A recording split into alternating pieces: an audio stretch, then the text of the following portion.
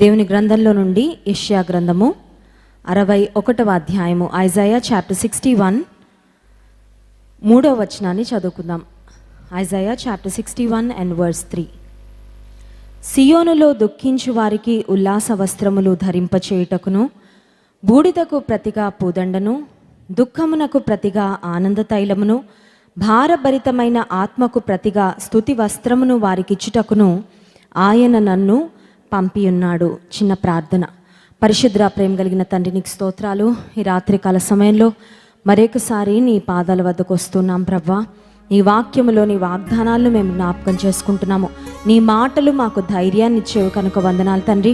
నీ వాగ్దానాలను మేము ధ్యానం చేస్తుండగా ఆ వాగ్దానాల యొక్క నెరవేర్పును కూడా మా జీవితంలో మేము చూడగలిగినట్లు, ఎక్స్పీరియన్స్ చేయగలిగినట్లు సహాయం చేయండి.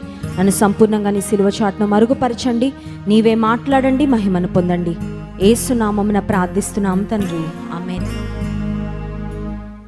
యెషయా గ్రంథం 61వ అధ్యాయంలో ఒక శ్రేష్టమైన వాగ్దానాన్ని ఇప్పుడు మనం చదువుకున్నాం.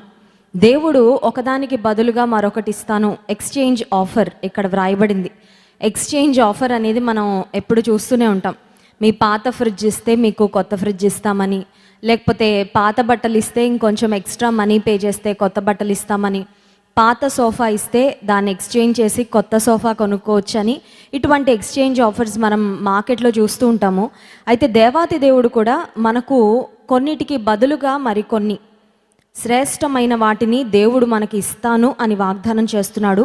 అవేంటో ఒక్కసారి మనం ధ్యానం చేద్దాం. యెషయా గ్రంథం 61వ అధ్యాయము 3వ వచనం. సియోనులో దుఃఖించు వారికి ఉల్లాస వస్త్రములు ధరింపచేయుటకు అంటే అర్థం ఏంటంటే దుఃఖానికి బదులుగా ఆనందం. ఉల్లాసం అంటే తెలుసు కదా, ఆనందం. సో దుఃఖమునకు బదులు దేవుడు సంతోషాన్ని ఇస్తానని వాగ్దానం చేస్తున్నాడు. రెండవది, బూడిదకు ప్రతిగా పూదండ. బూడిద అనే మాటను మనం ఆలోచిస్తే, ఫైర్ యాక్సిడెంట్ జరిగినప్పుడు, ఎవరైనా ఇళ్లలో ఫైర్ యాక్సిడెంట్ జరిగినప్పుడు ఉన్నదంతా బూడిద అయిపోతుంది. ఒకసారి మా చిన్నప్పుడు మా ఇంటి ప్రక్కన ఫైర్ యాక్సిడెంట్ జరిగిందండి. క్షణాల్లో వాళ్ళ హౌస్ అంతా బూడిద అయిపోయింది. వారు ఒక రేకుల షెడ్లో ఉండేవారు. మా ఇంటి ప్రక్కన ఒక రేకుల షెడ్ ఉండేది. సంహవ్ ఆ ఇల్లు మంట అంటుకుంది. కొద్దిసేపట్లో ఫైర్ ఇంజిన్ వచ్చి ఆ ఫైర్ను ఎక్స్టింగ్విష్ చేసే లోపే మొత్తం ఉన్న ఇల్లంతా బూడిద అయిపోయింది. కొన్ని కిచెన్లో పాత్రలు మాత్రం నల్లగా అయిపోయాయి. కొన్ని కాయిన్స్ మాత్రం మిగిలిపోయాయి. కానీ డబ్బు నోట్లు, బట్టలు, వాళ్ళ దగ్గర ఉన్న చెక్క సామాను మొత్తం అన్నీ బూడిద అయిపోయాయి అన్నమాట. బూడిద అంటే చెప్పాలంటే లిటరల్గా ఏమీ లేని స్థితి. బూడిద అనేది ఒక మాటలో చెప్పాలంటే అవమానానికి, దుఃఖానికి సాదృశ్యంగా ఉంది, దీన స్థితికి సాదృశ్యంగా ఉంది. బైబిల్ గ్రంథంలో కూడా దైవజనులు తాము శ్రమలను, ఇబ్బందులను ఎదుర్కొంటూ ఉన్నప్పుడు తమ్మును తాము తగ్గించుకొని they humble themselves in the presence of God.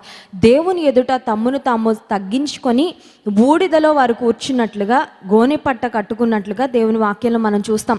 So బూడిద అనేది ఒక రకంగా చెప్పాలంటే ఒక దీన స్థితికి, ఒక అవమానానికి సాదృశ్యంగా ఉంది. ఒక లేమికి, ఒక లోటుకు, ఇంకా ఏమీ మిగల్లేదు అన్నదానికి సాదృశ్యంగా బూడిద ఉంటే, దేవుడు బూడిదను, ఒకవేళ మన దగ్గర బూడిద ఉంటే ఆ బూడిదని తీసుకొని ఏమిస్తాడంటే పూదండని ఇస్తాడంట. పూదండ అంటే మనందరికీ తెలుసు.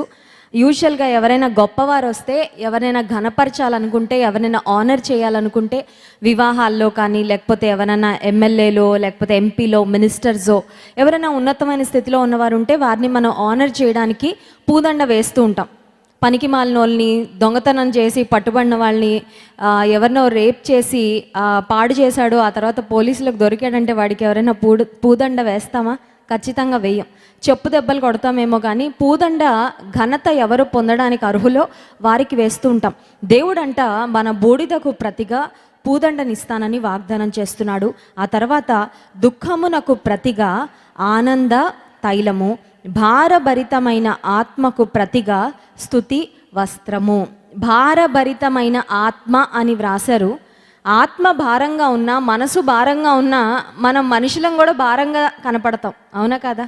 మనసు బాగాలేదనుకోండి, ఖచ్చితంగా మనల్ని చూసేవారు they can very easily say, okay మీరు ఏదో కష్టంలో ఉన్నారు, ఏదో బాధలో ఉన్నారు, ఏదో దేని విషయమో నలిగిపోతున్నారు అనుకుంటా కదా అని మనల్ని ప్రేమించిన వారు అట్లీస్ట్ మనల్ని చూడగానే చెప్పగలరు. దేవుడు భారభరితమైన ఆత్మను తీసేసి దానికి బదులు స్తుతి వస్త్రం. ఒక వస్త్రాన్ని ఎవరైనా ధరించుకుంటే చాలా ఈజీగా కనబడుతుంది. అసలు మనిషిని చూడగానే ఫస్ట్ మనం ఏం చూస్తాం? వస్త్రాలే చూస్తాం.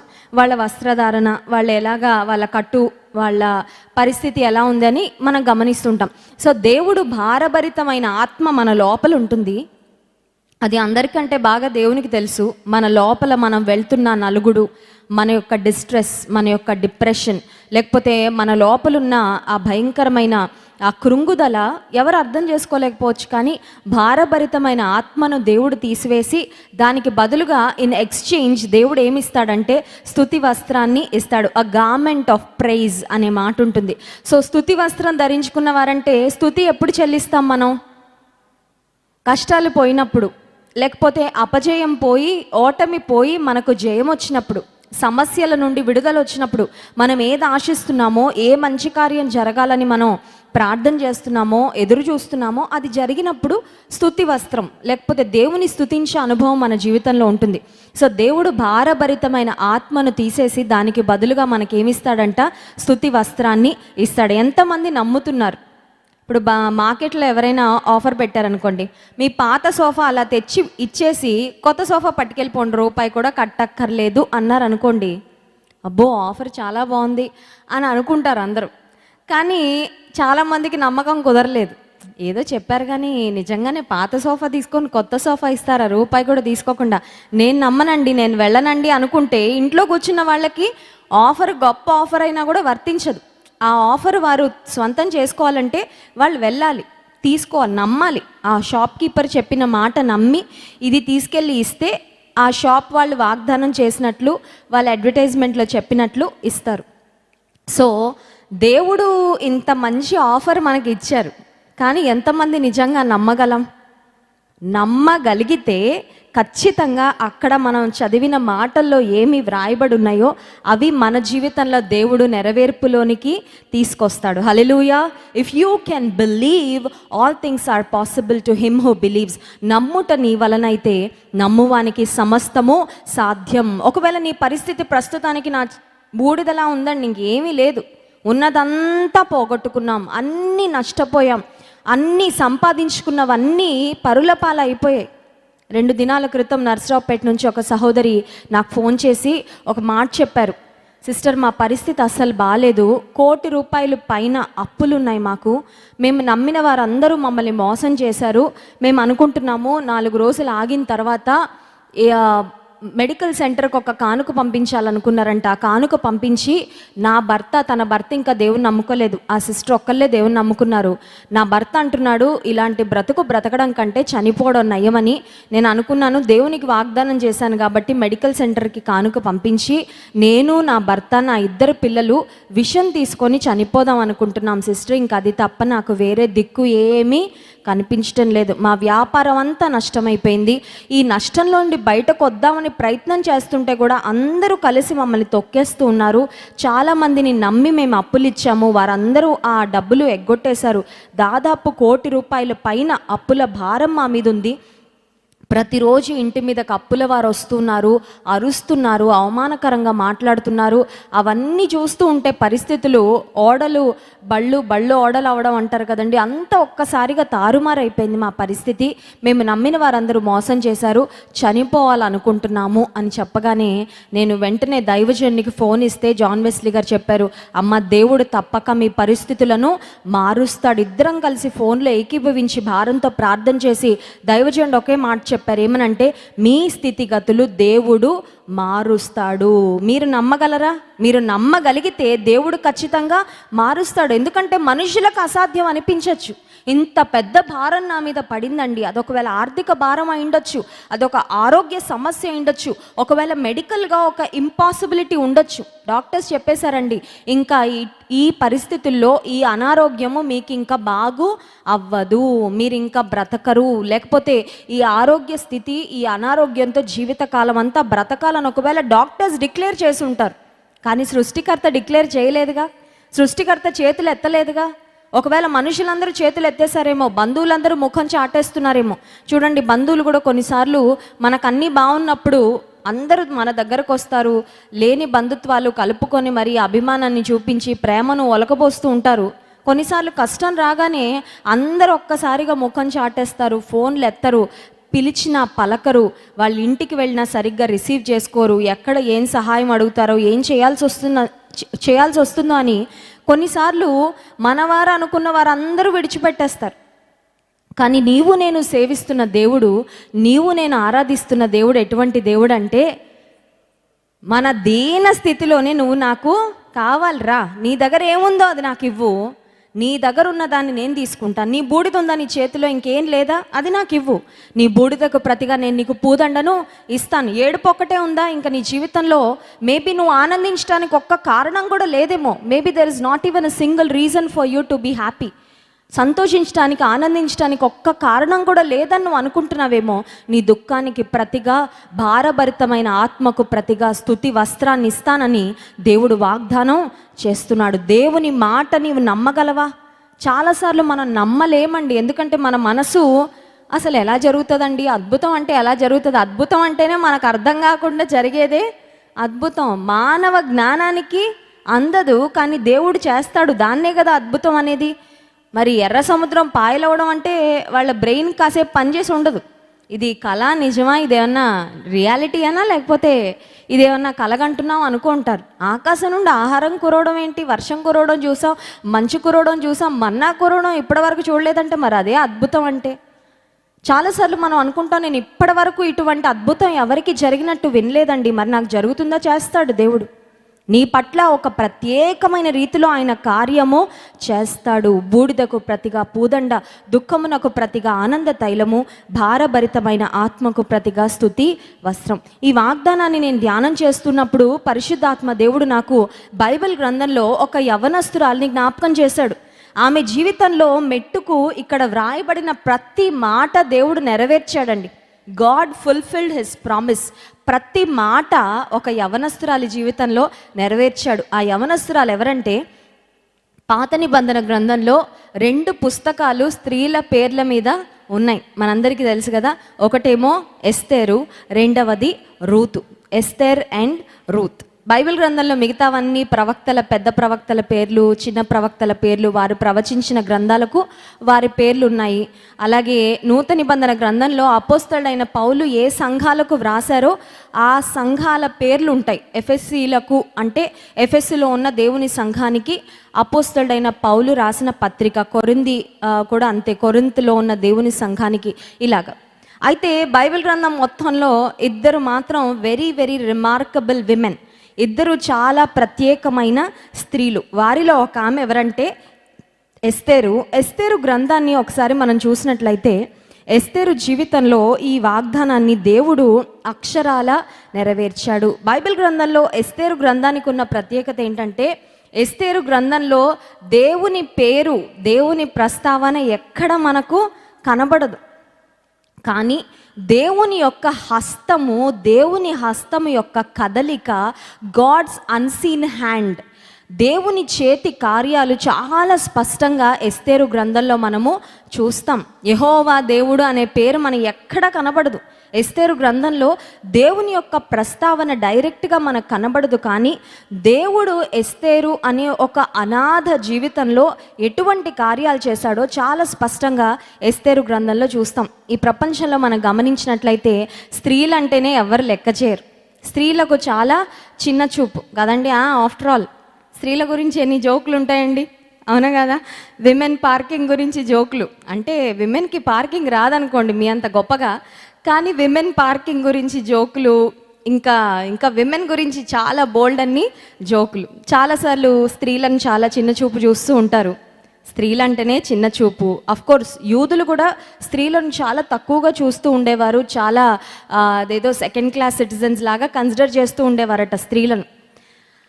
పోనీ ఈవిడ స్త్రీగా పుట్టడం ఒకటైతే, రెండవ దురదృష్టకరమైన పరిస్థితి ఏంటంటే షీ ఈజ్ అన్ ఆర్ఫన్. అమ్మ నాన్న ఇద్దరు చనిపోయారు. చూడండి ఎస్తేరు గ్రంథం 2వ అధ్యాయంలో 7వ వచనం మనం చదివితే ఆ మాట ఉంటుంది. తన పినతండ్రి కుమార్తె అయిన హదస్సా అను ఎస్తేరు తల్లిదండ్రులు లేనిదై ఉండగా అతడు ఆమెను పెంచుకొనెను. ఆమె అందమైన రూపమును సుందర ముఖమును గలదై ఉండెను. ఆమె తల్లిదండ్రులు మరణము పొందిన తరువాత మొర్దెకై ఆమెను తన కుమార్తెగా, వాట్ అన్ అన్ఫార్చునేట్ లైఫ్. యవనస్తురాలు, తల్లి లేదు, ఎవరో ఒకళ్ళు ఉన్నా పోనీ, అమ్మన్నా ఉందిలే, నానన్నా ఉన్నాడులే, నా అంటూ ఎవరో ఒకరు ఉన్నారులే. తోబుట్టువులు కూడా ఆమెకి ఎవరు లేరండి. ఎందుకంటే తోబుట్టువులు ఉండుంటే కనీసం వారి ప్రస్తావన ఉండుండేది. సిబ్లింగ్స్ లేరు, no father no mother, orphan. కానీ దేవునికి ఏ విధమైన డిస్క్రిమినేషన్ లేదు. అనాథల్ని ఈ లోకం చిన్న చూపు చూస్తుందేమో, అనాథల్ని ఈ లోకం ఒకవేళ అడ్వాంటేజ్ తీసుకుంటుందేమో, వీరికి ఎవరు లేరు, వీరి పక్షంగా మాట్లాడేవారు ఎవరు లేరని, దిక్కులేని వారి పక్షంగా దేవుడు వ్యాజ్యం ఆడతాడని వాగ్దానం చేస్తున్నాడు. దిక్కులేని యవనస్తురాల్ని దేవుడు పట్టించుకున్నాడండి. దేవుడే తన దిక్కుగా ఉండి ఈమెను ఎంతటి స్థానానికి హెచ్చించాడంటే, బైబిల్ గ్రంథంలో ఆమె పేరు మీద ఒక పుస్తకాన్నే పరిశుద్ధాత్మ దేవుడు వ్రాయించారంటే, you may be alone today. ఈ రాత్రికాల సమయంలో మీరు ఒంటరిగా ఉండొచ్చు, మీ వారిని కోల్పోయి ఉండొచ్చు. నాకు మారల్ సపోర్ట్ ఎవ్వరు లేరండి. ఎవ్వరున్నా లేకపోయినా ఒక మనిషి, ఒక తల్లిదండ్రులు ఉంటే కూడా ఒక అమ్మాయి ఆ స్థితికి వెళ్తుందో లేదో తెలియదు. కానీ దేవుడు ఒక అనాథ బిడ్డను అంతగా హెచ్చించాడు, ఆశీర్వదించాడు. ఎస్తేరు జీవితంలో మనం గమనిస్తే, ఆమె జీవితంలో చూడండి, యెషయా గ్రంథం 61వ అధ్యాయంలో మనం చూసాము 3వ వచనము, దుఃఖించు వారికి ఉల్లాస వస్త్రములు. ఎస్తేరు నిజంగానే ఏడుస్తూ ఉంది. You know why?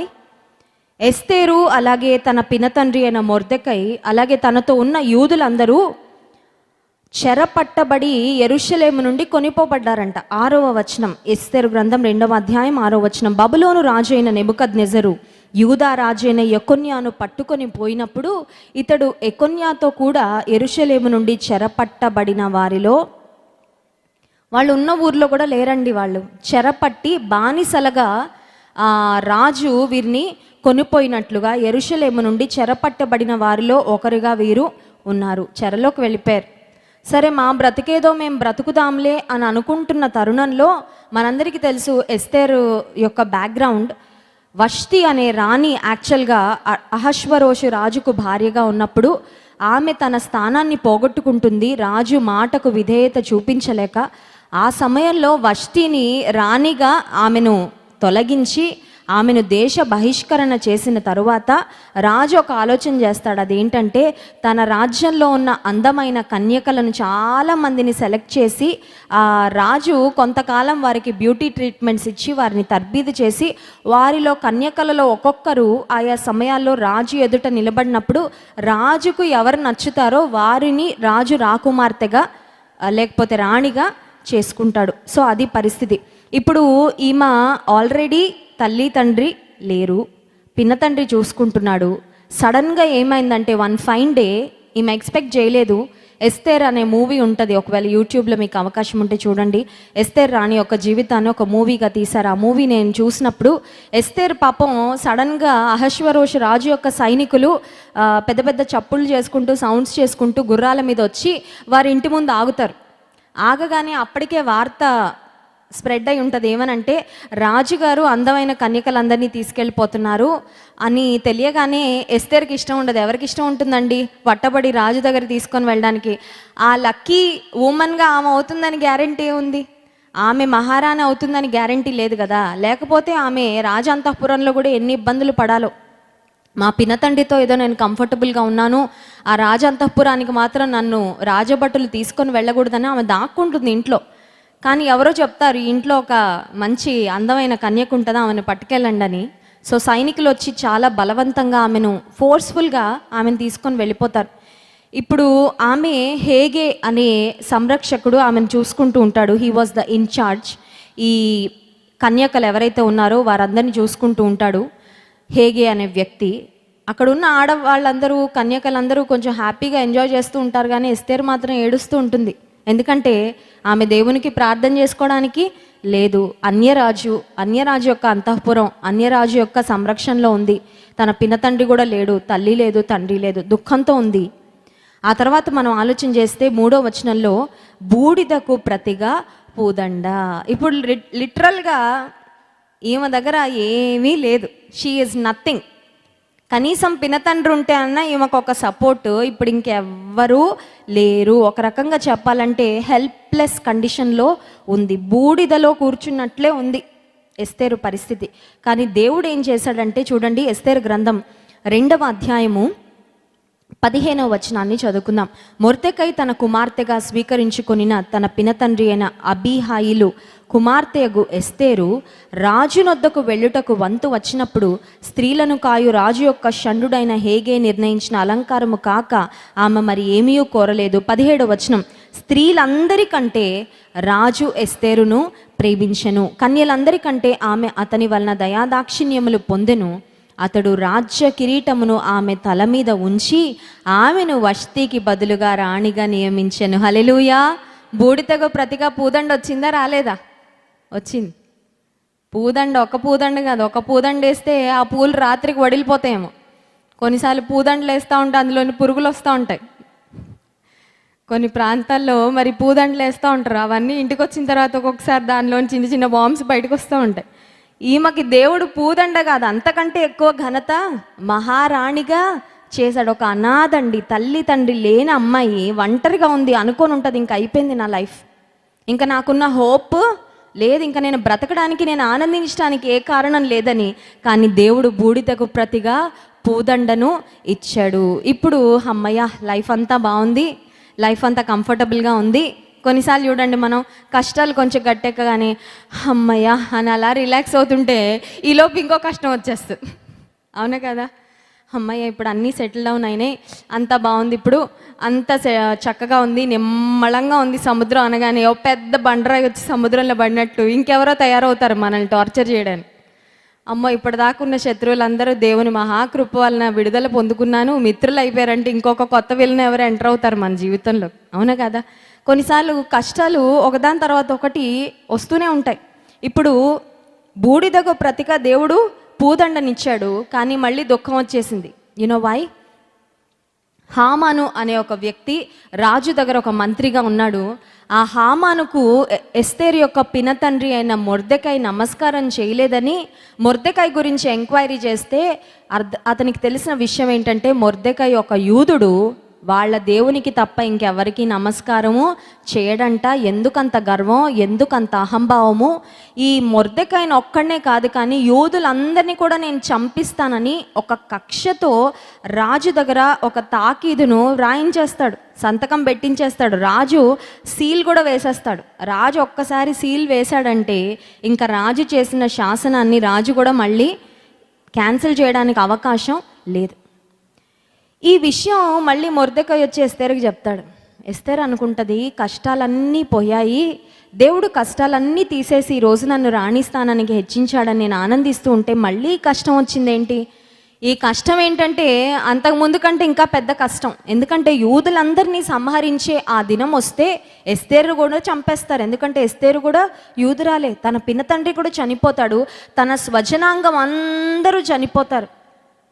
ఆమె చనిపోతుంది, తన పినతండ్రి, తన బంధువులు, తన వారు, దేవుని ప్రజలందరూ నాశనం అయిపోతారు. ఇప్పుడు యాక్షన్ ఎవరు తీసుకోవాలంటే ఎస్తేరే తీసుకోవాలి. Every blessing comes with a responsibility. ప్రతి ఆశీర్వాదము దేవుడు ఒక బాధ్యతతో కలిపి పంపిస్తాడంట. కొన్నిసార్లు మనం అనుకుంటాం ఆశీర్వాదాలు బాగా లైట్ వెయిట్గా ఉంటాయి అనుకుంటాం. అవునా కదా? ఆశీర్వాదము లైట్ వెయిట్, ఆశీర్వాదం బరువుగా ఉంటుంది. ఎందుకు తెలుసా? ఆశీర్వాదంతో పాటు దేవుడు ఏం పంపిస్తాడంటే బాధ్యత పంపిస్తాడు. ఒక మంచి స్థితిలో దేవుడు మనల్ని పెట్టాడంటే అక్కడ మనం ఆయన కోసం ఏదో చేయాలి, ఏదో ఎక్స్పెక్ట్ చేసే దేవుడు మనల్ని ఆ స్థాయిలో ఆ స్థానంలో పెట్టాడు అనే విషయాన్ని గుర్తుపెట్టుకోవాలి.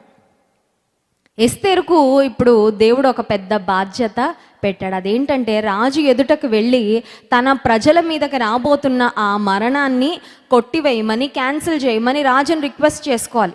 ఇప్పుడు మళ్ళీ ఏం చేసిందంటే దుఃఖం ప్రారంభమైంది. మరణం వస్తుందేమో, ఒకవేళ వారందరూ మరణించాల్సి వస్తుందేమో. ఆ సమయంలో ఏం చేసిందో చూడండి.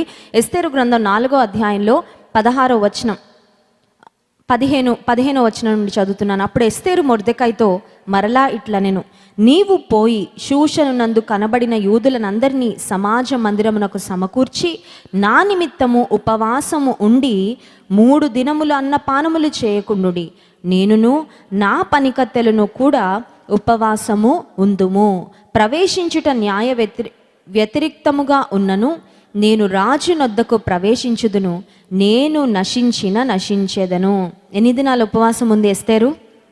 3 దినాలు కంప్లీట్ ఉపవాసం ఉండి, తిరిగి ఒక మాటలో చెప్పాలంటే భారభరితమైన ఆత్మ అని చదివాం కదండి మనం ఇందాక. భారభరితమైన ఆత్మకు ప్రతిగా దేవుడు ఏమిస్తాడంట? స్తుతి వస్త్రాన్ని ఇస్తాడంట.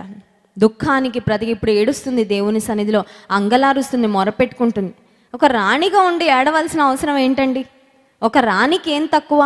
ఆ స్థాయికి వెళ్ళాక కూడా ఎస్తేరు దేవుని సన్నిధిలో కన్నీరు కార్చాల్సిన పరిస్థితి వచ్చింది. కానీ వాగ్దానము చేసిన వాడు నమ్మదగిన దేవుడు. యూదులకు వ్యతిరేకంగా రాయబడిన తాకీదును దేవుడు తిరిగి కొట్టివేసేటట్లుగా చేసి దేవుని ప్రజలైన యూదులందరినీ దేవుడు క్షేమంగా ఉంచాడు. ఇశ్రాయేలీలను లేక యూదులను సంహరించాలని యత్నించిన హామాను అతని కుటుంబం అంతా ఉరికొయ్య మీద, ఉరికంబం మీద ఉరితీయబడింది. ఇవన్నీ ఆలోచన చేస్తుంటే ఎస్తేరు జీవితము యెషయా గ్రంథం 61వ అధ్యాయం 3వ వచనంలో వ్రాయబడిన వాగ్దానము ఎగ్జాక్ట్గా ఎస్తేరు జీవితంలో దేవుడు నెరవేర్చాడు. ఈ రాత్రికాల సమయంలో ఒకవేళ భారభరితమైన ఆత్మతో నీవు ఉన్నావేమో. Maybe you are just burdened. నా భర్త కూడా నన్ను అర్థం చేసుకోడండి, నా అత్తమామలు నన్ను అర్థం చేసుకోరు, నన్ను ప్రేమించే స్నేహితులు ఎవ్వరూ నా దగ్గర లేరు. I'm just carrying my burdens. నా భారాలన్నీ నేనే మోస్తున్నాను. రాత్రి నాకు నిద్ర పట్టడం లేదు, నిజంగా నవ్వాలంటే నవ్వు కూడా నాకు రావడం లేదు. జీవితం చాలా కష్టమైపోయింది, బ్రతుకు బండిని ఈడ్చాలంటే చాలా కష్టంగా అనిపిస్తుంది, దీనికంటే మరణమే బెటర్ ఏమో అనిపిస్తుంది అనే పరిస్థితిలో నీ జీవితం ఉన్నట్లయితే, ఏమీ లేని స్థితిలో ఉన్న ఎస్తేరును సింహాసనము మీద ఎక్కించి వారికి వ్యతిరేకంగా చేయబడిన శాసనమును సైతము దేవుడు ఆశ్చర్య రీతిలో దాన్ని క్యాన్సిల్ చేయించి తన ప్రజలందరికీ ఎస్తేరును దేవుడు ఒక ఆశీర్వాదకరమైన బిడ్డగా దేవుడు నిలబెట్టాడు. హల్లెలూయా. God not only blessed Esther, but he made her as a blessing. ఎస్తేరును ఒక్కదాన్ని ఆశీర్వదించి విడిచిపెట్టలేదు, కానీ ఎస్తేరును తన ప్రజలందరికీ దేవుడు దీవెనకరంగా చేసి భారభరితమైన ఆత్మకు ప్రతిగా స్తుతి వస్త్రాన్ని ఇచ్చాడు. అప్పటి నుండి ఇశ్రాయేలీలు పూరీము అనే పండుగ చేస్తూ they celebrate the victory that God has given them. దేవుడు వారికి ఇచ్చిన విడుదల, దేవుడు వారికి ఇచ్చిన విజయాన్ని వారు చక్కగా దేవుని స్తుతిస్తూ సెలబ్రేట్ చేసుకుంటారు. ఎందుకు ఈ మాటలు చెప్తానంటే, ఆనాడు ఎస్తేరు పక్షంగా ఉన్న దేవుడు ఈనాడు మన పక్షంగా కూడా ఉన్నాడు. ఈ వాగ్దానము దేవుడు మన జీవితాలలో, మన కుటుంబాలలో నెరవేర్చునుగాక. ఆమేన్. లేచి నిలబడండి, దేవుని స్తుతించి ఆరాధించుకుందాం.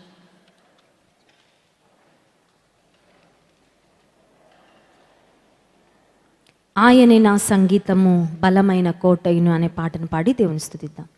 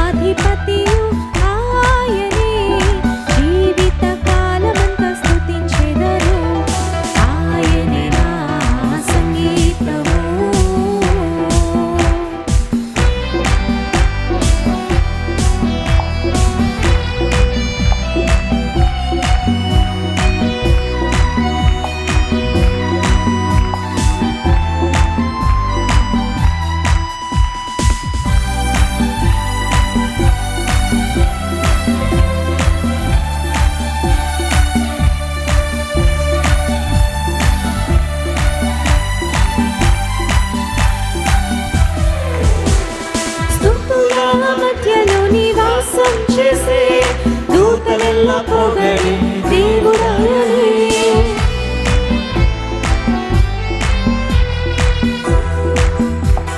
స్తుతుల మధ్యలో నివాసం చేసే దూతలెల్ల పొగడి దేవుడాయనే.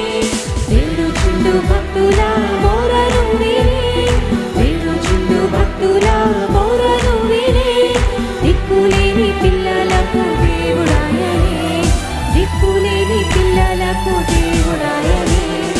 ఆయనే నా సంగీతము, బలమైన కోటయును, జీవాధిపతియు ఆయనే, జీవిత కాలమంతా స్తుతించెదను. జీవాధిపతియు ఆయనే, జీవిత కాలమంతా స్తుతించెదను. ఆయనే నా సంగీతము.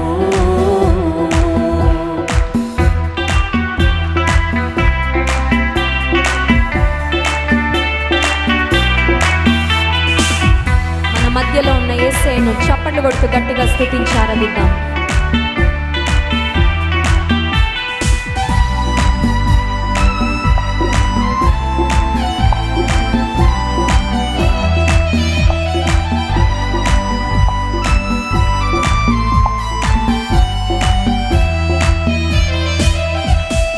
ఇద్దరు ముగ్గురు నా నామమున ఏకీభవించిన వారి మధ్యలోన,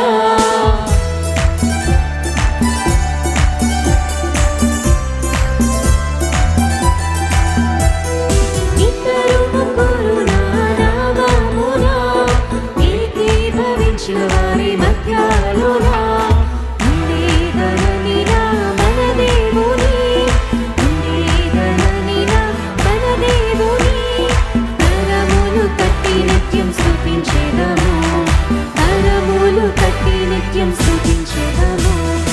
ఆయనే నా సంగీతము, బలమైన కోటయును, జీవాధిపతియు ఆయనే, జీవిత కాలమంతా స్తుతించెదము.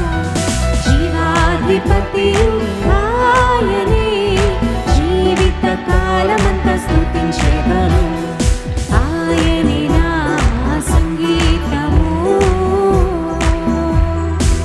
హల్లెలూయా. అందరం కళ్ళు మూసుకొని రెండు చేతులు ఆకాశం వైపెత్తి దేవుని స్తుతిద్దాం. లెక్కించలేని స్తోత్రములు నీకు చెల్లిస్తానయ్యా.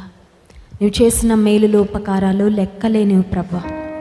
నేను లెక్కించదని అనుకుంటున్నా అవి లెక్కకు మించినవై ఉన్నవని దావీదు భక్తుడు సెలవిచ్చాడు. నిజమే, ఆయన మేలులు ఉపకారాలు, ఆయన చేసిన ఆశ్చర్య క్రియలు లెక్కకు మించినవి. Lord, we praise you and we thank you lord.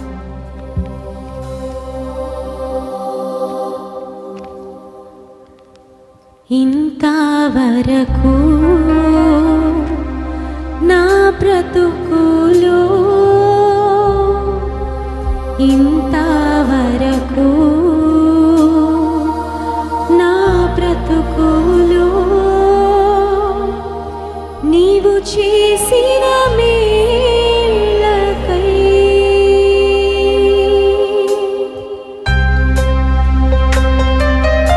ప్రతి ఒక్కరం కళ్ళు మూసుకొని యేసయ్యను చూస్తూ ధ్యానపూర్వకంగా ఆయన చేసిన ప్రతి మేలును ఒక్కొక్కటిగా జ్ఞాపకం చేసుకుంటూ ఆయన కృతజ్ఞత చెల్లిద్దాం. Lord, we thank you Jesus.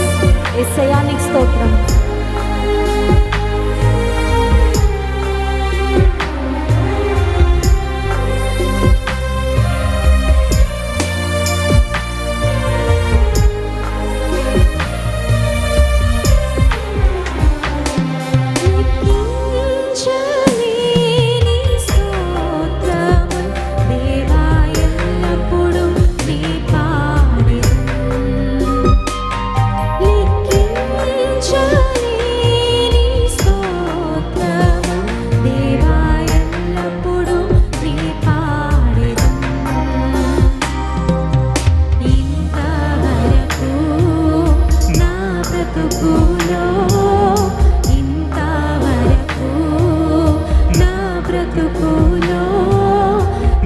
చేసిన మేలకై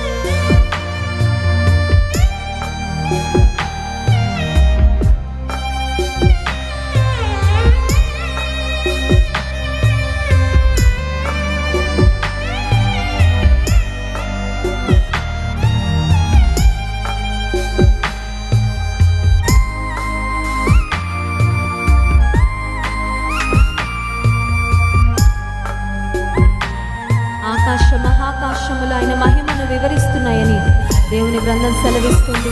నేను కూడా నిన్ను ఆరాధిస్తానయ్యా, నేను కూడా నిన్ను కీర్తిస్తా ప్రభా.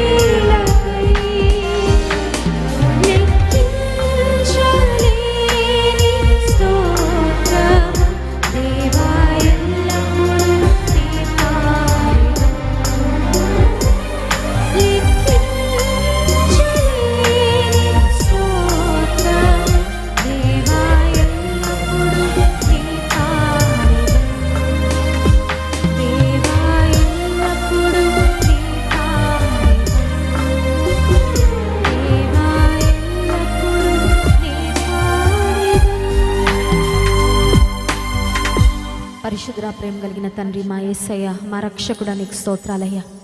లెక్కించలేనన్ని అద్భుత కార్యాలు, ఆశ్చర్య కార్యాలు, ఊహకందని ఎన్నో మేలులు నీవు చేసావు ప్రభా. నీవు చేసిన ప్రతి కార్యమును బట్టి, నీవు చేస్తున్న ప్రతి అద్భుతాన్ని బట్టి, నీవు చేయనై ఉన్న ప్రతి మేలును బట్టి ముందుగానే నిన్ను స్తుతిస్తున్నాం ప్రభా. మేలు చేసే దేవుడవయ్యా, నీలాంటి వారు లేరు ప్రభా. అందును బట్టి స్తోత్రాలు. మేలు చేయను ఉద్దేశించిన కనుక భయపడకుడని సెలవిచ్చావు. నీ వాగ్దానాలు మేము నమ్ముతున్నాం ప్రభా. బూడిదకు ప్రతిగా భూదండ, దుఃఖమునకు ప్రతిగా ఆనంద తైలము, భారభరితమైన ఆత్మకు ప్రతిగా స్తుతి వస్త్రాన్ని ఇస్తానని వాగ్దానం చేశావు ప్రభా. నీ వాగ్దానాలు నీ ప్రజలమైన మా పట్ల నీవే నెరవేర్చుమని కోరుకుంటున్నామయ్యా. Lord, help us to see the fulfillment of your promises. ఎంతమంది నీ బిడ్డలైతే వాగ్దానాలు పొందుకొని ఇంకా సంవత్సరం అయిపోతుంది, వాగ్దానం యొక్క నెరవేర్పుని ఇంకా చూడలేదని నిరాశపడున్నారో నాయన, వారిని జ్ఞాపకం చేసుకో ప్రభా. అబ్రహాముకు వాగ్దానం చేసావు, నిశ్చయంగా నెరవేర్చావయ్యా. నీ మాటలు నిశ్చయమైనవి కనుక స్తోత్రాలు. భూమి ఆకాశములు గతించిన నీ మాటలు గతించవు కనుక స్తోత్రాలయ్యా. నీ మాటలు, నీ వాగ్దానాలు నీ సంఘపక్షముగా, నీ ప్రజలమైన మా పక్షంగా నీవే నెరవేరుస్తూ రావాల్సిందిగా వేడుకుంటున్నాం ప్రభా. రాత్రికాల సమయంలో నీ వాక్కును పంపి బలమైన నీ సందేశమును నాయన మాకు అందించి ప్రభా, మీరే గొప్ప కార్యాలు మా మధ్యలో చేయమని వేడుకుంటున్నాం. వినుట ద్వారా విశ్వాసము కలుగునని నీ గ్రంథం సెలవిస్తున్న విధంగా ప్రభా, మమ్మల్ని విశ్వాసముతో నింపండి అయ్యా. గొప్ప నమ్మికతో మా హృదయాలను నింపండి ప్రభా. నీ నుండి అద్భుత కార్యాలు పొందుకోవడానికి ఎంత మోతాదులో విశ్వాసం అవసరమో అట్టి గొప్ప విశ్వాసమును మాకు అనుగ్రహించండి, కార్యం చేయండి. ఆసక్తితో నీ మాటలు వింటున్న ప్రతి ఒక్కరిని నీవే సత్యమందు స్థిరపరిచి ఆశీర్వదించమని వేడుకుంటూ ఘనత, మహిమ, ప్రభావం మీకే చెల్లిస్తూ ఈ స్తుతి, ఆరాధన, ప్రార్థన యేసు నామమున మీకే సమర్పిస్తున్నాం తండ్రి. ఆమేన్. దయచేసి